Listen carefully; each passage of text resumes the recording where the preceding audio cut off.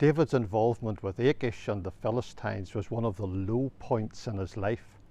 Had it not been for God's overruling hand revealed in the objection of the Philistine commanders to David's participation in the battle, it could have been much worse. Will any good come out of this situation? Well, let's read about this from 1 Samuel chapter 30 and verses 6 to 8. And David was greatly distressed, for the people spoke of stoning him, because the soul of all the people was grieved, every man for his sons and for his daughters. But David encouraged himself in the Lord his God. And David said to Abiathar the priest, Ahimelech's son, I pray thee, bring me hither the ephod. And Abiathar brought thither the ephod to David. And David inquired at the Lord, saying, Shall I pursue after this troop? Shall I overtake them? And he answered him, Pursue, for thou shalt surely overtake them, and without fail recover all. While David was with King Achish, he had been given the city of Ziklag to live in. It was a very appropriate place for this stage of David's life.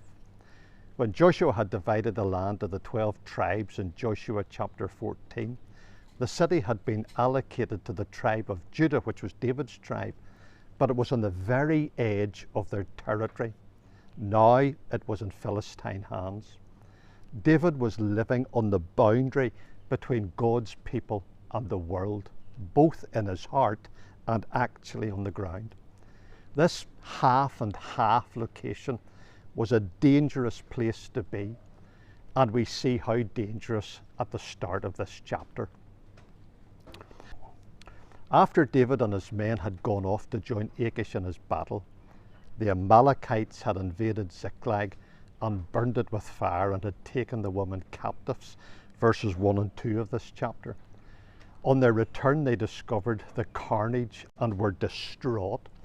They wept until they had no more power to weep, verse 4. As we read at the beginning of our reading today, David was greatly distressed, verse 6. Now, none of us like to be upset. None of us enjoy heartache. None of us want to go through experiences of loss and sorrow, and David was no exception.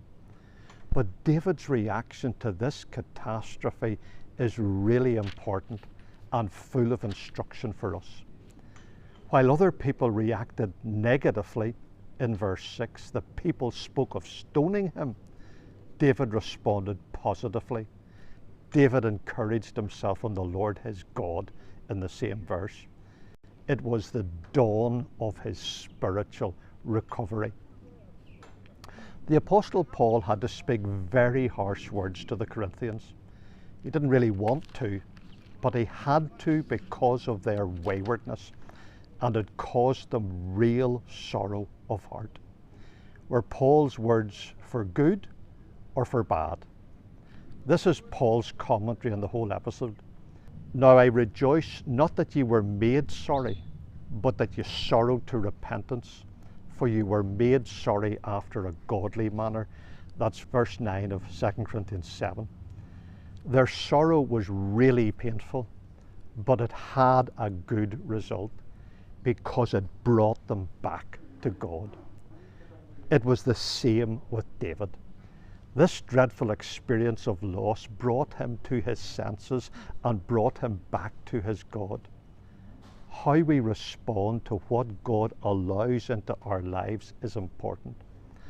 In Hebrews chapter 12, verse 11, we read these words, No chastening for the present seemeth to be joyous, but grievous. Nevertheless, afterward it yieldeth the peaceable fruit of righteousness unto them which are exercised thereby. If we recognize that our difficulties are opportunities, we can be blessed through them. God has not sent trials to break us, but to build us and bless us. And that blessing can be ours when we encourage ourselves in the Lord.